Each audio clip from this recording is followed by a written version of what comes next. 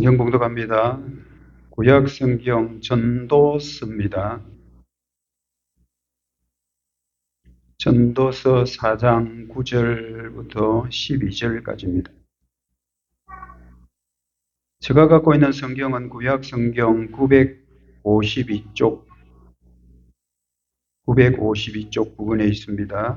전도서 4장 9절에서 12절 말씀을 제가 봉독하겠습니다.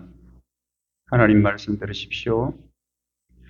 두 사람이 한 사람보다 나음은 그들이 수고함으로 좋은 상을 얻을 것입니다. 혹시 그들이 넘어지면 하나가 그 동물을 붙들어 일으키려니와 홀로 있어 넘어지고 붙들어 일으킬 자가 없는 자에게는 화가 있으리라. 또 두 사람이 함께 누우면 따뜻하거니와 한 사람이면 어찌 따뜻하랴.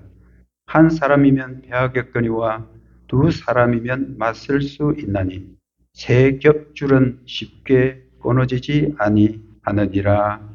아멘.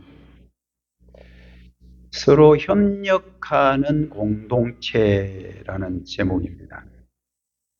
서로 협력하는 공동체. 옛날에는 그 협력이라는 이 단어보다 헌신이라는 단어를 많이 썼습니다. 헌신하고 협력은 다릅니다. 오늘은 협력하는 공동체라는 제목입니다. 자, 오늘 본문 주제를 보면요. 전도서를 쓴 사람이에요. 전도자는 삶의 현장에서 경험한 것을 토대로 인생이 과연 헛된가를 묻고 있다입니다. 전도자는 삶의 현장에서 경험한 것을 토대로 해서 인생이 과연 그렇게 헛된가, 그 인생이라는 게 그렇게 허무한가 라는 것에 대한 질문을 하고 있다 이거요. 오늘 설교 주제는 이런 겁니다. 교회 공동체는 그리스도를 중심으로 협력해야 한다입니다. 교회 공동체는 그리스도를 중심으로 협력해야 한다입니다. 헌신이라는 이 말이 한국 교회에서 자꾸 사라지고 있습니다. 헌신. 그 헌신, 요즘은 헌신도 헌신이지만 협력도 잘 안 되는 게 지금 한국 교회의 현실이에요. 옛날에는 참 교회가 똘똘 뭉쳐가지고 어려운 시기에 그 교회를 계속 이렇게 성장시켜 왔는데 요즘은 협력조차도 잘 안 되는 게 지금 한국 교회의 현실입니다. 헌신은 줄어들어가고 있고 협력은 안 되고 또 협력을 전혀 안 하는 건 아니에요. 협력을 하긴 하지만 자기 기분 따라 하고 안 하고 합니다. 헌신이라는 것은 뭐냐 하면 자신을 그냥 하나님 앞에 온전히 드리는 것, 내 몸과 마음을 온전히 하나님께 드리는 것, 이것을 헌신이라고 한다면 협력이라는 것은 힘을 모으는 거죠. 그래서 단어 자체가 아예 다르지만 의미도 다릅니다. 옛날 우리 신앙의 선배들은 참 적극적으로 헌신을 했습니다. 자기 자신 몸도 드리고 시간도 드리고 물질도 드리고 정말 교회에 올인, 하나님의 나라에 올인 했다고 생각하면 오늘날은 참 헌신은 갈수록 사라지고 협력조차도 어려운 시대에 저와 여러분이 살아가고 있습니다. 그래서 왜 이렇게 협력이 안 될까? 왜 교회가 자꾸만 이렇게 자기 생각과 자기의 뜻과 안 맞으면 자꾸 흩어지고 분열되고 자꾸 이렇게 될까?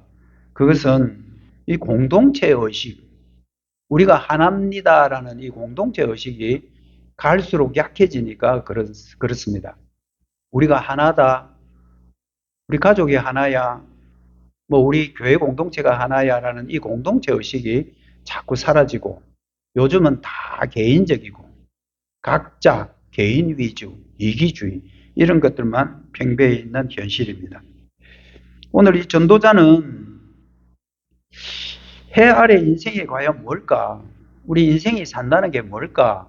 여러분들도 그런 고민들도 하고 사시죠. 우리가 산다는 게 뭘 의미할까? 내가 지금 사는 게 참 제대로 사는 것일까? 내 사는 게 이렇게 사는 게 맞나? 라는 이런 생각들은 인간이라면 누구든지 하게 되는데 이 전도서를 기록한 이 기록 저자도 항상 이 고민에 빠져 있었습니다. 인생이 과연 뭐지? 어떻게 사는 것이 우리가 바르게 사는 것이지? 이렇게 하면서 고민하는 그 과정, 그게 기록된 게 여러분 전도서예요. 전도서를 보면 참 인생의 그 고뇌, 인간이 어떻게 사는 거냐, 내 사는 게 맞냐라는 것을 굉장히 깊이 고민하는 것들이 역력하게 드러나는 곳이 전도서라는 성경입니다. 이 전도자가 처음에 좀 자기가 미숙할 때는 이런 결론을 내렸습니다. 아, 인생 헛되네. 참 인생이 그냥 허무한 거야.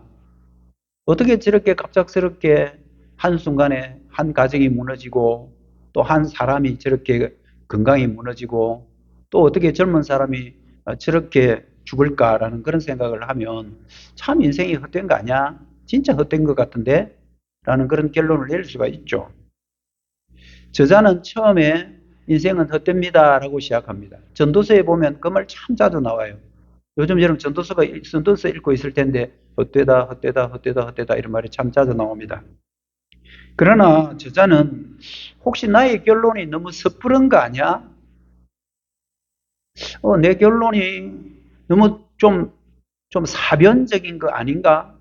나의 사고, 나의 생각 이것만 갖고 함부로 판단 내린 거 아닌가라는 그런 생각에 그러지 말고 내가 좀 더 깊이 인생을 생활 속에 들어가서 한번 살아봐야 되겠다. 내 현실과 생활 속에 좀 깊이 들어가서 내가 지금 어떻게 이런 결론을 내릴 수 있는지 다시 한번 내가 경험을 더 해보고 그리고 나서 결론을 내려야 되겠다라고 생각을 합니다. 그렇게 해서 자기가 이 내 장소에 들어가서 실제적인 삶을 경험하기 시작해요. 그 내 장소가 어디냐면 법정, 재판하는 데 있죠? 법정. 그리고 일터 일하는데, 그 다음 여행입니다. 길가. 네 번째는 궁정이라는 왕이 사는 곳. 이렇게 법정과 일터와 길가 그리고 궁정 이 네 군데에 여기도 살아보고 저기도 살아보고 그러면서 생활 속에서 실제 상황 속에서 자기가 한번 경험을 해보고 나서 내가 인생을 다시 한번 진단을 해야 되겠구나 라고 그렇게 생각한 겁니다. 오늘 우리가 읽은 이 본문은요, 그 네 장소 가운데 세 번째인 길가예요. 길가에서 경험한 것을 토대로 한 것이 오늘 본문입니다. 길가에 경험한 결론은 이렇게 나옵니다. 9절에 보면 두 사람이 한 사람보다 나음은 그들이 수고함으로 좋은 상을 얻을 것이다. 이 상, 밥상 아니고 상입니다. 프라이스, 상, 보상 이런 거 있죠. 두 사람이 한 사람보다 나으면 두 사람이 수고하면 상을 받게 될 거다. 이게 길가에서 경험한 것의 결론이에요. 여기서 두 사람이라는 것은 꼭 산술적으로 꼭 두 명만 말하는 것은 아닙니다.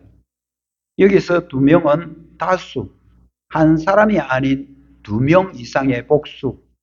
이것을 여기서는 그냥 두 사람이라고 했지만 사실은 뭐 두 사람도 되고 세 사람도 되고 100명도 되고 1000명도 되고 이렇게 공동체를 말하는 게 두 사람입니다. 여기서 상은 상급, 보상, 품삯 이런 뜻도 있지만 성공이라는 단어도 있습니다. 오늘 본문에 사용되는 여기에 말하는 상은요, 협력을 통한 성공을 말합니다. 협력을 통해서 성공적인 삶을 산 것을 성경에서는 상이라 그렇게 말합니다.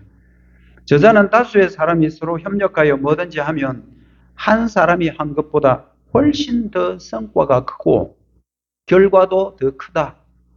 그렇게 해서 얻어지는 성공, 이것을 상이라 그렇게 표현을 하고 있는 거예요. 그러면서 실제로 세 가지 신뢰를 듭니다. 세 가지 신뢰를 드는데 자기가 길에서 경험한 것 세 가지를 신뢰를 드는데 그 신뢰는 전부 다 위험한 상황에서 출발하고 있다는 거. 다 위험한 겁니다. 세 개는 여행의 위험, 야영의 위험, 강도의 위험입니다. 다 위험해요. 여행하는 것도 위험하고 야영하는 것도 위험하고 강도가 나오는 위험성도 있다. 그렇게 해서 세 가지 신뢰를 들지만 그 모든 신뢰의 바탕은 위험이 도사리고 있다입니다. 첫 번째는 여행의 위험인데요. 10절 말씀 보시면 그렇습니다. 혹시 그들이 넘어지면 하나가 그 동물을 붙들어 일으키지만 홀로 있어 넘어지고 붙들어 일으킬 사람이 없으면 그 사람에는 화가 있을 거다. 여기서 화가 바로 앞에 있던 상, 그것과 완전 반대되는 개념입니다. 앞에는 상이 있다 했지만 여기는 이제 화가 있다. 어떻게? 여행의 위험입니다. 여러분, 여행이라는 게 뭔지 아시잖아요. 그런데 우리나라 지금 생각하면 안 됩니다. 우리나라처럼 이렇게 치안이 좋은 나라가 잘 없죠. 그래서 우리나라 여행객도 많이 오고요. 우리가 뭐 타국에 여행을 간다 하더라도 치안이 위험한 곳은 좀 가기가 꺼려집니다.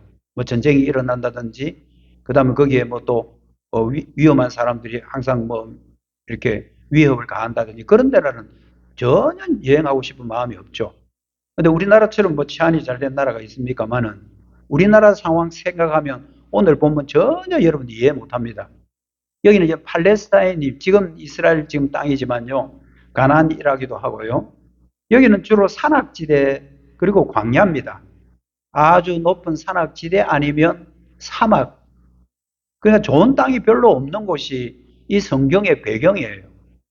그래서 이런 배경 하에서 우리가 이 여행의 위험을 생각해야 되지. 아, 우리나라 같이 뭐 마음만 먹으면 시동 걸고 뭐 차만 출발하면 하루에 어디든지 갈 수 있는 우리나라 같은 그런 최적의 조건을 갖추고 있는 나라는 아니다라는 것을 전제로 하셔야 됩니다. 혼자 여행하는 것은 팔레스타인에서 굉장히 위험한 일이에요. 혼자 여행하다가 다칠 수도 있고, 다치면 누군가 도와줘야 되는데 도와줄 사람이 없다. 여러분, 사막지대에서 한 사람이 위험을 당했다. 그럼 어떻게 해요? 모래폭풍이 갑자기 덮쳤다. 혼자서는 감당이 안 되죠. 그래서 여행의 위험을 제일 먼저 저자가 말하고 있는 겁니다. 성경은 이렇게 말하죠. 홀로 있어 넘어지고 붙들어 일으킬 사람이 옆에 없으면 그 사람에게는 화가 있을 거야. 상과 반대되는 화를 당하게 될 거라고 하면서 경고합니다. 그러나 두 사람이 함께 가다가 한 명이 다치거나 쓰러지면 또 한 사람이 부축을 해서 그 어려움을 탈출할 가능성은 있다라는 거예요. 그래서 두 사람이 협력하는 것이 참 소중하더라라는 것을 길에서 저자가 경험하게 됩니다. 두 번째는 야영의 위험이에요. 11절에 있습니다. 또 두 사람이 함께 누우면 따뜻하겠지만 한 사람이면 어찌 따뜻할 수 있냐. 여러분, 이것도 좀 이해가 잘 안 되죠. 두 사람이 함께 누우면 따뜻한데 한 사람이 어떻게 따뜻하겠냐. 팔레스타인이라는 데를 여러분들 다시 한번 생각해 보면 여기는 일교차가 엄청 큽니다. 일교차가 커요. 요즘 우리나라도 좀 일교차가 좀 큰 것 같아요. 낮에 너무 덥고 또 새벽에는 약간 또 춥고. 그러나 이거 아무것도 아닙니다. 진짜 팔레스타인 일교차가 큰 데는 낮에는 진짜 엄청 더워요. 40도, 50도까지 올라가니까요. 우리나라는 그렇진 않죠. 이렇게 엄청 덥다가 밤이 되면 온도가 완전히 곤두박질합니다. 완전히 땅에 떨어집니다. 그래서 자칫 잘못하면 그 일교차로 인한 병이 오기도 하고요. 그 병이 더 심각해지면 목숨까지 잃게 되는 게 지금 이 저자가 사는 환경입니다. 여러분, 오늘날 우리나라 그 캠핑 장비가 얼마나 잘 나오는지 몰라요. 캠핑 장비. 옛날에 여러분 텐트 하나 치려고 하면 엄청 어려웠습니다. 무겁기도 무겁고 그 가운데 볼대라고 있어가지고 그걸 막 연결하고 잘못 끼우면 또 빼야 되고. 근데 요즘 여러분 캠핑 장비가 얼마나 잘 나오면 딱 3초 만에 칠 수 있는 텐트가 나와 있습니다. 에어 텐트라 해가지고요. 탁 빼가지고 툭 던지면 지질로 쫙 펴지는, 우리는 이런 시대를 우리는 지금 살고 있단 말이에요. 그리고 또 얼마나 잘 나오냐면 침낭, 3계절용 침낭, 그리고 바베큐, 미니 바베큐 이만한 거 작은 거, 바베큐 그릴, 얼마나 좋은 장비가 많이 나옵니까? 그렇지만 여러분, 성경시대에는 그렇지 않았습니다. 왜냐하면 땅이 유일하게 의지할 수 있는 것들이 뭐였느냐 하면 옷이에요. 옷. 겉에 입는 옷, 겉옷이라 그러죠. 겉옷은 낮에는 더워서 팔이나 어깨에 이렇게 걸쳐 다니다가 이제 밤 되면 온도가 확 떨어질 때 그때는 겉옷을 그냥 이불 삼아 자고, 그리고 또 그 다음날 일어나고. 팔레스타인 사람들에게 가장 소중한 것이 겉옷입니다. 그래서 성경에도 보면 혹시 이 사람이 돈이 없어가지고 겉옷이 비싼 거니까 겉옷을 다른 사람한테 전당을 맡겨가지고 돈을 빌렸다. 그런데 해가 지기 전에 그 겉옷을 돌려주라고 성경은 권고하고 있을 정도로 겉옷은 팔레스타인에 사는 사람들에게는 굉장히 소중한 물건이에요. 출애굽기 22장 26절 27절에 보면 네가 만일 이웃의 옷을 여기 겉옷입니다. 만일 이웃의 옷을 전당 잡거든 해가 지기 전에 그에게 돌려보내라. 해 지면 왜? 온도 떨어지니까. 그 사람 이불 없는 거와 마찬가지니까. 추워서 죽을 수도 있으니까. 해가 지기 전에 네가 전당 잡고 있는 옷은 빨리 돌려주라. 그것이 유일한 옷이라. 그것이 그의 알몸을 가릴 옷인즉 그가 무엇을 입고 자겠느냐. 이만큼 일교차가 툭 떨어질 때는 겉옷으로 이불 삼아 사는 사람들이기 때문에 겉옷을 만약에 전당 잡고 있다가 해지기 전에 빨리 돌려주라고 그렇게 성경은 권고하고 있습니다. 두 사람이 야영할 때 한 사람은 겉옷을 땅에 깔고요. 그 다음 겉옷 하나 가지고 두 사람이 덮고 또 그러면서 추우면 서로가 이렇게 끌어안고 자면 그만큼 온기를 유지할 수가 있죠. 그래서 야영의 위험에서 한 사람은 위험하지만 그래도 두 사람은 괜찮다면서 협력의 중요성을 말하고 있습니다. 제 어릴 때 기억으로만 해도 제 외할머니는요 항상 저를 이렇게 끌어안고 잤어요. 저 어릴 때. 그래 할머니 왜 자꾸 저를 끌어안고 자냐 이렇게 물어보면 네 몸이 참 따뜻하다. 네 몸은 어떻게 그렇게 따뜻한지 모르겠다. 그러면서 연세가 들면 여러분 자꾸 춥잖아요. 그래서 이삭도 여러분들 아비삭이라는 그 여자 몸종이 함께 침대에 들어가서 이렇게 끌어안고 잤다고 그러잖아요. 그게 뭐냐 하면 그만큼 노쇠해지면 몸에 온기들이 축축축 떨어진단 말이에요. 그러니까 손자들이나 이렇게 붙들고 안고 자면 따뜻한. 그 외할머니는 저 어릴 때 저를 항상 끌어안고 자더라고요. 이만큼 두 사람이 함께 협력을 하면 야영의 위험에서도 벗어날 수 있다. 따뜻할 수 있다. 추위를 이길 수 있다라고 말하면서 두 번째 위험, 야영의 위험을 말하고요. 세 번째가 강도의 위험이에요. 12절 상반절에 보십시오. 한 사람이면 배하겠거니와 두 사람이 맞설 수 있다. 이 팔레스타인은 강도들이 출몰하는 곳입니다. 여러분 선한 사마리아 비유에도 나오잖아요. 예수님 비유들이 이야기할 때 어떤 사람이 길을 가다가 강도가 나타났다. 강도가 그 사람을 막 죽이려고 했다. 피를 줄줄 흘리고 죽어가고 있다. 강도의 출현, 강도의 출몰을 예수님 비유에도 나오지만 이 당시는요 먹고 살기 어려운 때였잖아요.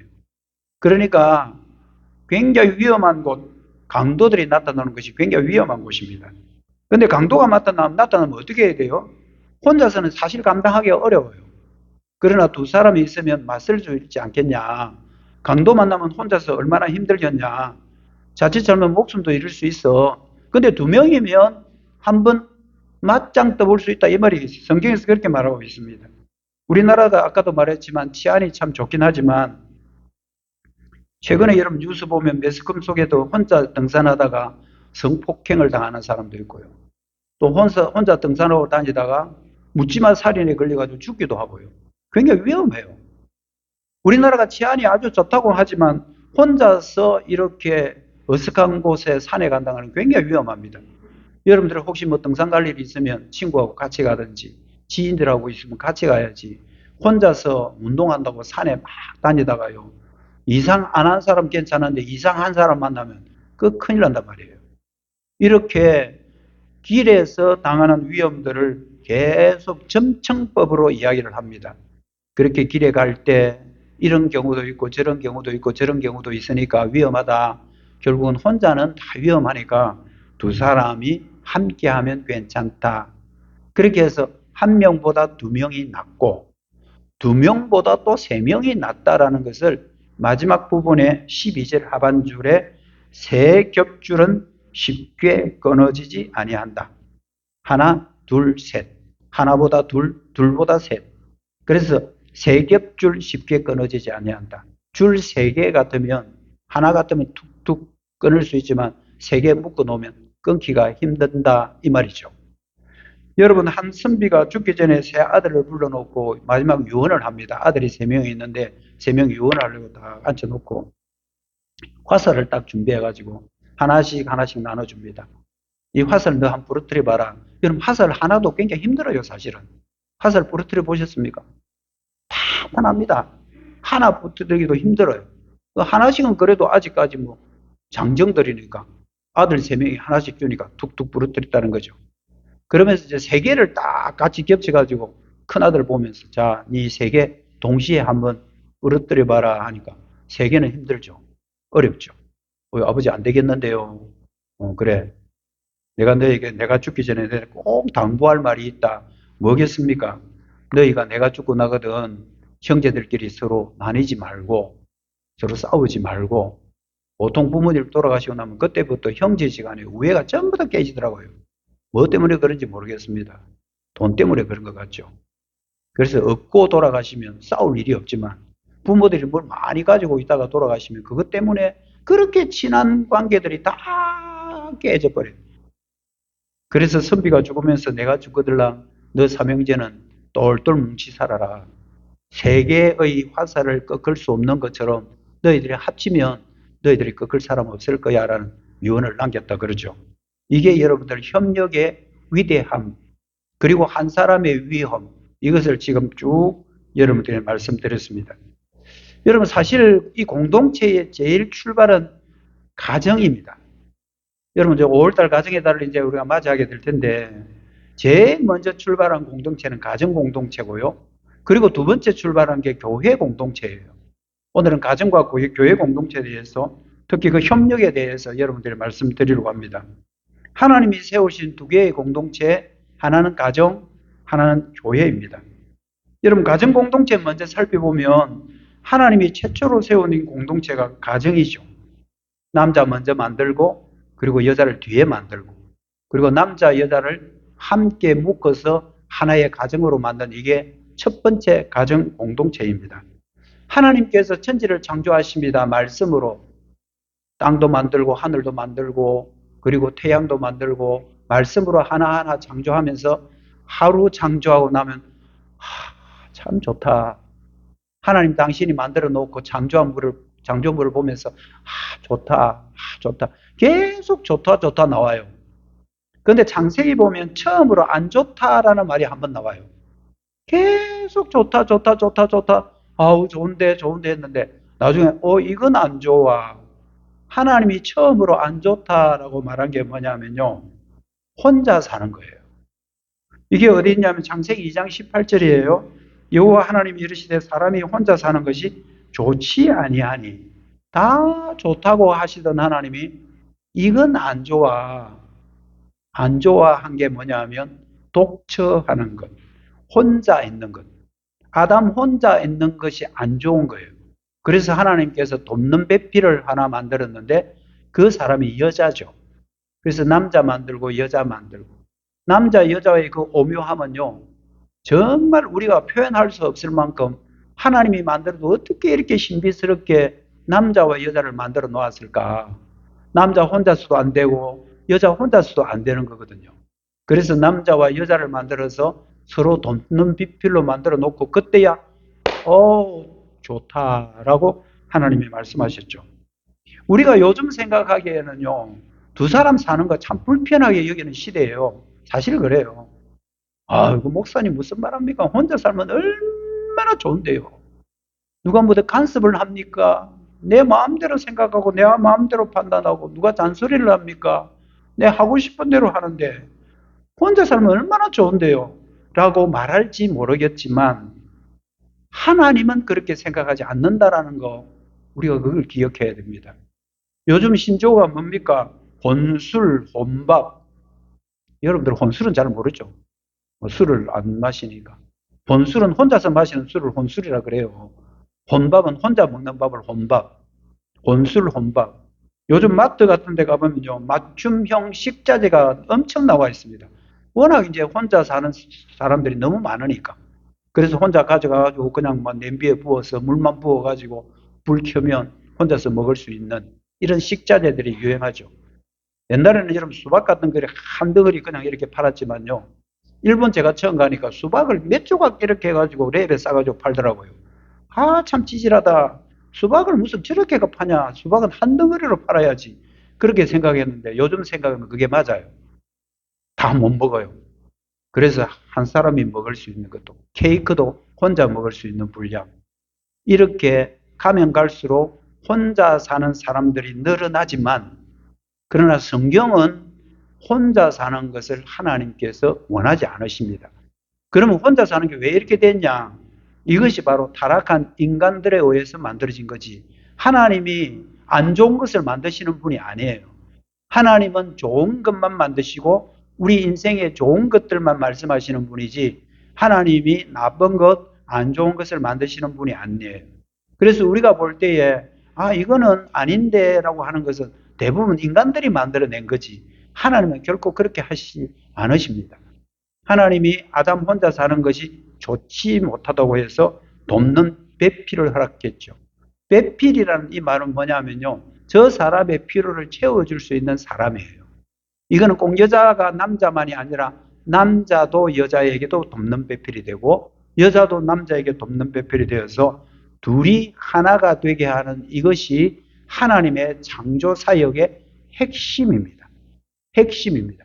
하나님의 창조 사역은요, 혼자가 아니고 둘이 함께 출발하는 게 창조 사역이에요. 여러분, 우주 만물을 만드실 때에 하나 물어볼게요. 천지 창조할 때 성부 하나님 혼자만 만들었겠습니까? 아니면 성부 하나님, 성자 예수님, 성령 이 세 분이 한 분 되셔서 삼위일체 하나님이 만들었겠습니까? 1번일까요? 2번일까요? 여러분, 천지 창조는 우리가 만들자 이랬습니다. 우리라는 것은 복수죠. 복수는 두 명이잖아요. 우리가 하는 것은 1인칭 복수잖아요. 우리가 만들자라고 하는 것은 한 명이 아니라는 거죠. 천지 창조도 성부와 성자와 성령님이 함께 참여해서 협력해서 만든 게 온 천지입니다. 그래서 이 천지라는 것은, 이 세상이라는 것은 참 다양하긴 하지만, 다양해요. 다양하면서도 일치를 이루고 있는 것은 하나님의 창조성의 원리입니다. 가정 공동체가 남편과 아내를 돕는 배필로 서로 만들어 주심으로 혼자서는 안 된다. 두 사람이 함께 살아야 다 제대로의 기능을 발휘한다고 해서 첫 번째 공동체인 가정 공동체 역시 협력하라고 만드셨습니다.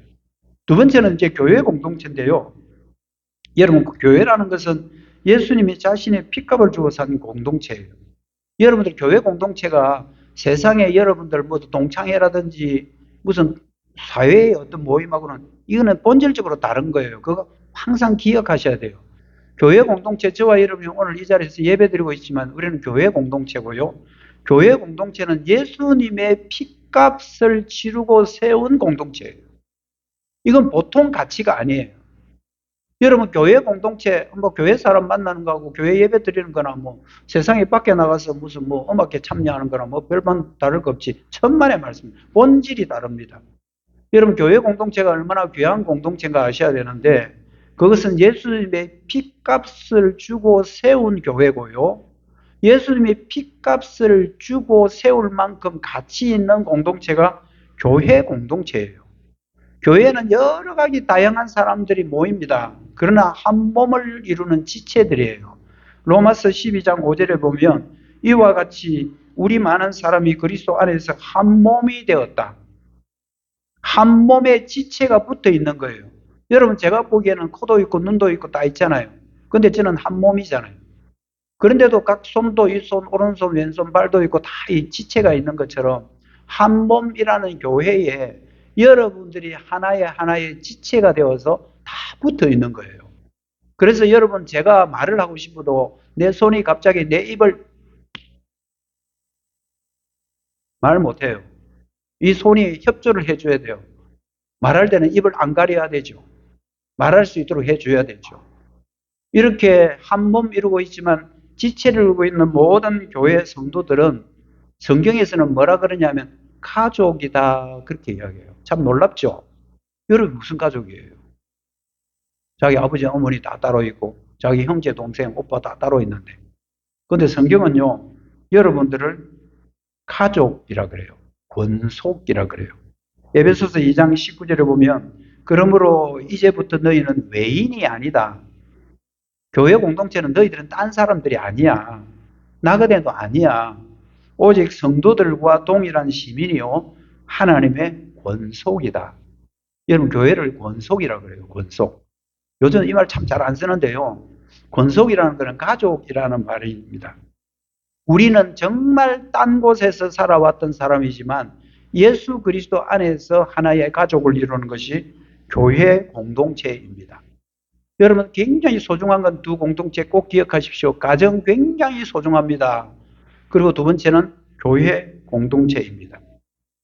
교회 공동체든 가정 공동체든 협력하여 힘을 한데 모으는 것이 얼마나 소중한 건가는 예수님도 말씀하셨죠. 예수님이 어떤 말씀하셨냐 하면요. 마태복음 18장 19절에 보면 그러므로 이제부터 진실로 다시 너희에게 이르노니 너희 중에 두 사람이 땅에 합심하여 무엇이든지 구하면 하늘에 계신 내 아버지께서 그들을 위하여 이루게 하시리라. 내가 진실로 예수님이 진실로 이 말을 할 때는요. 이건 보통 말이 아니라 그렇게 생각하셔야 됩니다. 아멘 이 뜻입니다. 진실로 진실로 하면 아멘 아멘. 이거는 꼭 기억해라는 말이에요. 다시 너희에게 말한다. 너희 중에 두 사람이 땅에서 합심하여 무엇이든지 구하면 하늘에 계신 내 아버지께서 두 사람의 간구를 들어줄 것이다. 그래서 교회에서 이웃을 위한 기도를 우리가 많이 해요. 여러분들이 뭐 수요 기도에 새벽 기도에 안 나오시면 잘 모르겠지만 이웃을 위한 기도 참 많이 합니다. 여러분들을 위해서 교회가 기도하고 있다는 거 항상 기억하셔야 됩니다.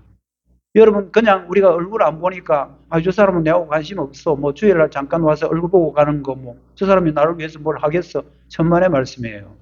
새벽 재단에 여러분들을 위해서 여러분의 건강을 위해서 여러분의 가정을 위해서 자녀들을 위해서 계속 기도하고 있고요. 수요일 날도 여러분들 설교 마치고 나면 여러분들의 건강을 위해서 여러분 믿음을 위해서 다 기도하고 있거든요. 여러분 기도 혼자 해도 돼요. 근데 예수님은 이렇게 말하잖아요. 혼자 하지 말고 둘이서 하면 그 기도 다 들어줄게. 그래서 공동체의 협력이 얼마나 소중한 것은 예수님이 먼저 말씀하셨습니다. 두 사람이 땅에 합심해서 마음을 같이 해서 무엇이지 기도해라. 여러분 자녀가 부모에게, 부모가 자녀에게, 여러분의 가족 공동체는 그런 거잖아요. 힘든 일이 있으면 아빠한테 전화해서 카톡해서 아빠 이번에 집 계약을 해야 되는데 기도해 주세요. 우리 애가 아파요. 병원 가야 돼요. 그러면 실시간으로 연락이 오면 우리가 기도해 주잖아요. 우리도 또 자녀들에게 기도 부탁도 하고요. 여러분들 이런 교회는 그런 곳입니다. 여러분들이 남들에게 기도 부탁하는 거 부끄럽게 여기면 안 됩니다.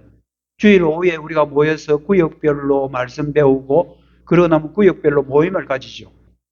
그때 서로 구역별로 이야기하면서 저 집사님이 요즘 힘든다더라. 이걸 위해 기도합시다. 여러분들 중에 혹시 힘든 거 없어요? 같이 기도합시다. 두 사람이 함께 기도하는 거 굉장히 소중한 것임을 기억하셔야 되고요. 그리고 나서 이제 초대교회가 시작되었을 때도 초대교회에서도 협력 굉장히 강조했습니다. 사도행전 2장 46절 보시면 날마다 마음을 같이하여 성전에 모이기를 힘쓰고 집에서 떡을 떼며 기쁨과 순전한 마음으로 음식을 나누었다. 여러분 초대교회는 전도만 한 것 같죠? 초대교회는 초대교회는 그때 막 교회가 막 성장하기 시작했기 때문에 전도 선교만 한 걸로 착각하면 큰일 납니다. 여러분 초대교회에서 제일 중시한 것은 뭐냐면 모이는 거예요. 다시 한번 말씀드릴게요. 초대교회는요 사도행전이니까 막 복음 전하는 때니까 내립다 막 전도만 하고 다닌 걸로 생각하면 큰 오산입니다. 초대교회에서 제일 중요하게 여긴 것은 뭐냐면요 모이는 거예요.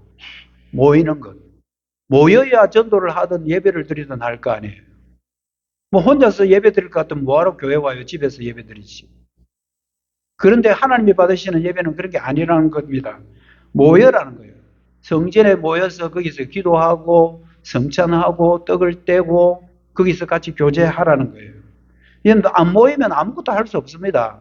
교회 공동체의 가장 큰 특징은 모이는 거예요. 그래서 여러분들이 교회에서 뭘 한다 이러면 모여주는 게 제일 잘하는 거예요. 와서 나는 그럼 할 일 없는데요. 할 일 없어도 얼굴만 보면 힘나는 게 교회 공동체예요. 특히 우리 사천용광 장로교회 같은 데는 교회 규모가 이러면 작잖아요. 그리고 우리가 이번에 뭐 합니다라고 하면 여러분들이 적극적으로 모여줘야 돼요. 모여줘도 아무것도 안 해도 의자에 그냥 가만히 앉아 있어도 일하는 사람 입장에서는 힘이 나거든요. 그분이 안 도와줘도 그분이 빙긋이 쳐다보고만 있어도요, 힘나는 거거든요. 그래서 교회 공동체는요, 제일 중요한 게 모이는 거예요. 모여서 예배하고, 모여서 헌신하고, 모여서 전도하고, 모여서 말씀을 배우는 겁니다. 그래서 초대교회는 모이는 것 굉장히 강조했습니다.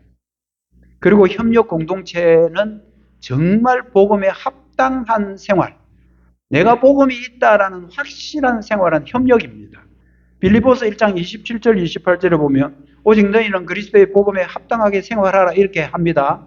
빌립보 교회에 편지 쓰면서 바울이 너희들 이제 살아도 복음에 합당하게 살아야 돼. 너희들 지금 복음 있잖아. 너 복음 다 받은 자들이잖아. 복음 받은 빌립보 교회 성도들이요. 그 복음에 합당하게 사는 게 최고야 라고 강조하면서 그 뒤에 하는 말이 뭡니까? 이는 내가 너희에게 가보나 떠나 있으나 너희가 한 마음으로 서서 한 뜻으로 한 마음 한 뜻으로 복음의 신앙을 위하여 협력하는 것 이렇게 말합니다. 바울은 너희들 복음에 합당하게 살아야 돼 이래놓고 나서 전도해, 기도해, 뭐 말씀 전해, 이렇게 하는 게 아니고 협력해라는 겁니다. 한 마음과 한 뜻으로 서로 협력해라. 그러면 무슨 일이든지 대적하는 자들이 오히려 두려워서 도망갈 거야. 공동체의 힘은 그겁니다. 힘을 합하게 되면요, 대적들이 사천종각 장로교회 성도들 봐라. 저 사람들이 새벽에도 수요일도 저렇게 모여서 기도하네. 어머나 놀랍다. 내가 도망가야지. 이렇게. 대적들이 오히려 두려워하게 된다고 말하면서 교회 공동체의 협력이라는 것은 복음에 합당한 생활입니다. 그래서 여러분들 초대교회는요, 성도들이 만나면 제일 먼저 뭐부터 하는지 압니까? 요즘은 이렇게 악수하지만 초대교회는 전부 다 사랑의 입맞춤이라는 게 있습니다. 뭐 그렇다고 해서 뭐 입을 서로 이렇게 마우스 투 마우스 하는 게 아니고 이렇게 허그, 포옹. 이게 여러분들 초대교회의 인사법이에요. 초대교회 인사법이에요. 우리가 뭐 코로나 그것 때문에 뭐 그런 것도 안 했지만 성찬식 할 때도 서로 허그하고 사랑의 입맞춤이라는 게 있거든요. 그게 예배의 하나의 순서예요. 사랑의 입맞춤. 목사님 뭐 그런 이야기를 뭐 이렇게 교회에서 합니까? 이상하게 생각하지 마십시오. 사랑의 입맞춤입니다. 이게 복음에 합당한 사람들이 살아가는 삶의 방식이에요. 여러분 협력하라는 거, 협력이 그냥 인사를 해도 안녕하세요 이렇게 떨어져서 인사하는 거하고 손을 잡고 인사하는 거하고 허그하는 거하고 이거는 본질적으로 다릅니다. 여러분 제가 하나 이야기해 드릴게요. 포옹하는 거 있잖아요. 포옹 그거 하면 옥시토신이라는 호르몬이 몸에서 분비가 됩니다. 두 사람 다. 두 사람이 이렇게 허그를 하면. 옥시토신 여러분 들어보셨습니까? 옥시토신이라는 호르몬이 서로가 분비하게 되는데 이것을 다른 말로 뭐라 그러냐면 사랑의 호르몬이라고 그래요. 사랑의 호르몬. 이거 많아지면 어떻게 되느냐면요. 통증이 있잖아요. 마음의 통증이든 육신의 통증이든 허그하고 포옹을 하면 거기서 옥시토신이라는 게 나와가지고요. 그 통증이 사라진다는 거예요. 여러분 이건 진짜 과학적으로 증명이 됐고요. 세계 유명한 석학들이 연구해보니까 포옹이 몸에 뭐 좋냐? 그런데 여러분 포옹을 하면 마음의 안식도 찾아오지만 우리가 육체적으로도 치료가 된다. 치매 예방 다 되고요. 포옹이 여러분들 만병통치약이 되더라고요. 제가 뭐 하는 이야기가 아니고 뭐 TV에서 그럽디다. 무엇이든지 물어보세요. 거기 나와 합디다. 내가 그 말 듣고 깜짝 놀랐죠. 여러분들 부부든 그리고 가족, 형제들, 여러분 자녀들은 여러분 자꾸 이렇게 포옹을 해주게 되면 그만큼 좋다는 거예요. 그래서 사랑의 입맞춤이라는 거고 사랑의 호르몬이라는 옥시토신이 나와가지고 병도 치료해 준다고 그러잖아요. 그런데 이 모든 협력, 가정협력이든 교회협력이든 구심점이 있습니다. 이거 빼놓고 협력은 절대로 안 됩니다. 다시 한번 말씀드리겠습니다. 가정공동체, 교회공동체가 참 협력이 중요하긴 하지만 이거 빼놓고는 협력 안 됩니다. 그 구심점은 바로 예수 그리스도입니다. 로마서 12장 5절 다시 한번 보시면요. 그리스도 안에서 한 몸 되었다. 이 말 제일 중요한 말입니다. 한 몸 되어 서로 지체가 되었다. 여기만 우리가 보면 안 되고요. 그리스도 안에 있습니다. 그리스도를 떠나서는 여러분들 첫날 만날 하나 될 수 없습니다. 이 사람도 그리스도 안에 있고 이 사람도 그리스도 안에 있고 다시 말해서 이 사람에게도 복음이 있고 이 사람도 복음이 있게 되면 이 두 사람이 합쳐져야 그게 진정한 성경에서 말하는 협력입니다. 그것은 그리스도 안에서 가능합니다. 근데 그리스도는 우리 눈에 잘 안 보여요. 예수님이 옆에 딱 같이 계시면 세 명이 이렇게 끌어안고 이러면 좋겠는데 두 사람밖에 없는데 두 사람이 협력하려고 하면 안 보이는 예수 그리스도가 이 사람 안에도 있고 이 사람 안에도 있어야 되는 거예요. 그리스도 안에서라는 이 말. 우리 눈에 보이지 않지만 예수님 중심으로 협력이 되는 거지. 예수님 없는 상태에서 협력은 그런 형식이에요. 그건 가짜예요. 진정한 그 안에서의 사랑이 나올 수가 없는 거예요. 그래서 그리스도 안에서 참된 협력이 이루어집니다.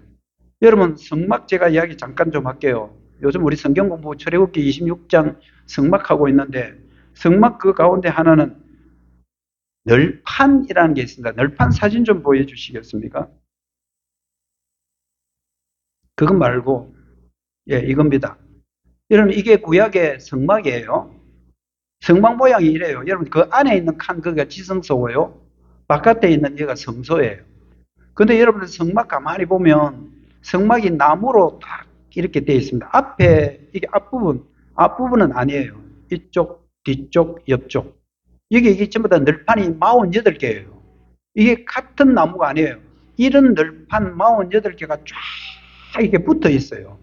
이걸 널판이라고 그러는데 이 성막은 계속 옮겨 다니는 성전이기 때문에 성막 이것은 완전한 튼튼하게 성막을 막아주고 바람도 막아주고 강한 바람이 불어도 안 넘어지게 해주는 게 성막의 널판이에요.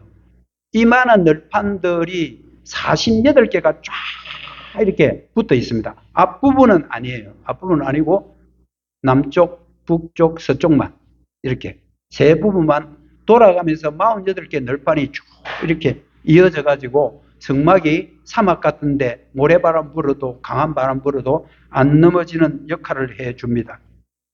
그런데 여러분 이 성막의 옆에서 이쪽 앞부분 다시 이제 다른 앞에 사진 한번 보여주세요. 다른 사진. 이겁니다. 이게 여러분들 널판 이런 게 48개가 붙어 있는데 잘 봐요. 잘 보면 그게 톡톡 튀어나온 게 4개가 있어요. 그게 일종의 빗장 같은 건데 성경에서는 그냥 그걸 성막띠라고 그래요. 띠. 줄 있잖아요. 띠. 근데 이거 줄이 아니에요. 줄이 아니고 조각목으로 만들어져서 금으로 도금한 건데 그걸 갖다가 이 고리 사이에 딱딱 끼어요. 근데 성경에 보면 이 띠가 모두 다 몇 개냐면 5개라 그래요. 근데 여러분 눈에 보이는 게 5개가 아니잖아요. 4개밖에 없어요. 하나는 어디 갔어요? 하나는 그 뒤에 사이에 우리 눈에 안 보이는 널판 그 사이를 뚫고 하나로 쭉 연결되어 있는 띠가 있어요. 그걸 뭐라 그러냐면 중간띠라고 그래요. 중간띠예요. 원래 띠는 5개인데 우리 눈에 보이는 건 4개밖에 없어요. 하나, 둘, 셋, 4개. 이 4개를 착착 이렇게 연결하는데 하나가 안 보여요. 그게 여러분들 그 중앙을 뚫고 있어서 바깥에서 보면 안 보여요. 이 중간띠, 눈에 보이지 않는 하나의 힘. 이 중간띠가 가운데서 딱 붙잡고 있으니까 바깥 것도 딱 붙어 있는 거예요. 바울은 이걸 갖다가 뭐라고 이야기하는지 한번 들어보십시오. 에베소서 4장 3절을 보면 평안에 매는 줄이라고 그래요. 줄은 줄인데 평안을 서로 매는 줄인 거예요. 이 줄인데 평안한 줄인 거예요. 이건 어디서 모티브가 나왔겠습니까? 그 모티브는 성막 모티브입니다. 그 성막의 중간 띠 그걸 지금 바울은 상상하면서 예수 그리스도의 평안에 매는 줄 이것으로 성령이 하나 되게 하는 거야. 이렇게 말합니다. 여러분 평안에 매는 줄 할 때 이거는요. 성막의 중간 띠 생각하셔야 됩니다. 성막에 우리 눈에는 안 보이지만 그 가운데를 꿰뚫고 있는 하나의 큰 중간 띠 이것이 바로 성령이 하나 되게 하는 힘이다. 그렇게 말합니다. 교회 공동체는요, 그리스도 우리 눈에 안 보이지만 그분이 우리의 중간띠예요. 중심에 예수 그리스도가 저와 여러분 모두에게 다 흘러 있어야 거기에 진정한 협력이 나타나고 하나 되는 공동체가 된다라는 말입니다. 이제 말씀을 맺습니다. 전도자는 처음에 인생을 섣부르게 판단을 합니다. 참 헛되다, 허무하다. 여러분 솔로몬 저자잖아요. 솔로몬이 얼마나 호화로운 삶을 살았습니까? 그런데 솔로몬이 말년에요, 이방 여인들과 엄청나게 통혼을 해요. 이방 여인들하고 이 여자 결혼, 저 여자 결혼하고. 근데 이방 여자가 결혼하다 보니까 뭐가 따라오냐? 무상이 따라 들어와요. 그러니까 나라가 엉망진창돼요. 솔로몬은 자기가 정말 좋은 것 다 해봤지만 나중에 참 헛되다라고 그렇게 판단을 했지만 완전 다시 한번 주변의 상황에서 깊이 들어가 생각을 해보니까 헛된 것이 아니더라는 겁니다. 뭐가 헛되지 않느냐라고 이야기한다면 전도자가 바라본 것은 앞으로 나타날 그 복음의 빛, 세상은 헛돼 보이지만 그리스도 안에서 이런 공동체 결코 헛되지 않다라는 최종 결론을 내립니다. 여러분, 우리 삶이 세상 사람들이 볼 때는 헛될 줄을 모릅니다. 헛된 줄을 모릅니다. 주일 같은 날 놀러 다니는데 뭐 한다고 너 교회 가가지고 그렇게 앉아있냐? 갈 데가 없어 앉아있냐? 그 사람들이 우리를 업신여기고 웃기게 볼지는 모르지만 여러분과 저 안에 있는 복음, 바로 그리스도 안에 있는 이것 때문에 우리는 공동체를 이루고 있고 이 공동체는 결코 헛되지 않을 것입니다. 교회 공동체가 그리스도 안에서 협력할 때 드러나는 것은 복음의 빛입니다. 복음의 빛이 다른 데 나타나는 게 아니에요. 교회 공동체에 소속되어 있는 지체인 저와 여러분 모두가 예수 그리스도를 중심으로 해서 우리 눈에 보이지 않지만 그 가운데 성막의 가운데 중간띠처럼 딱 우리를 붙들고 있고 그곳에 서로 협력하는 공동체가 바로 복음의 빛을 드러내는 공동체임을 여러분 항상 생각하시고 우리 사천용강 장로교에 출입하는 모든 분들은 한 사람 한 사람에게 정말 예수 그리스도가 그 심령 속에 계심으로 하나의 지체를 이루어서 하나님이 기뻐하시는 귀한 공동체가 되고 세상에 복음 빛을 발할 수 있는 그런 귀한 공동체 되기를 주님의 이름으로 축복합니다. 기도하겠습니다. 하나님 감사합니다. 우리를 그리스도 안에서 하나의 공동체 만들어주심을 감사합니다. 하나님, 우리가 지금 해야 될 것이 무엇인지를 전도자를 통해서 들었던 말씀 마음에 잘 기억하고 예수 그리스도 안에서 하나 되어 교회를 교회답게 세워가는 귀한 공동체 삼아 주시옵소서. 우리 모든 성도들의 가정을 두루두루 살피시고 모두 다 복음 안에서 하나 되는 귀한 역사가 가정 안에 나타날 수 있도록 도와주시옵소서. 그렇게 하실 주님을 찬송하오며 예수님의 이름으로 기도드립니다.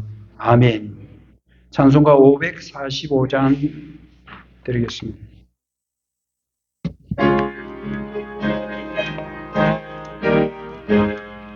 이 눈에 아무 증거 아니 배워도 믿음만을 가지고서 늘 걸으며 이 귀에 아무 소리 아니 들려도 하나님의 약속 위에 서리라.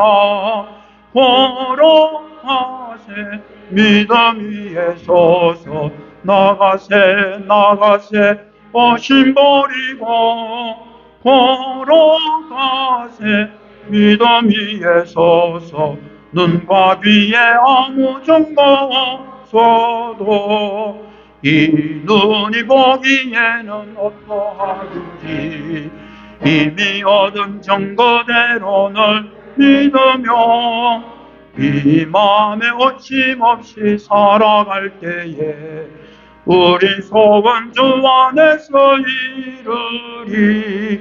걸어가세 믿음 위에 서서 나가세 어심 버리고 걸어가세 믿음 위에 서서 눈과 귀에 아무 증거 없어도 주님의 거룩함을 두고 맹세하. 주 하나님 아버지는 미쁘다. 그 귀한 모든 약속 믿는 자에게 능치 못할 무슨 일이 있을까. 걸어가세 믿음 위에 서서 나가세 나가세 의심 버리고 걸어가세 믿음 위에 서서 눈과 귀에 아무 증거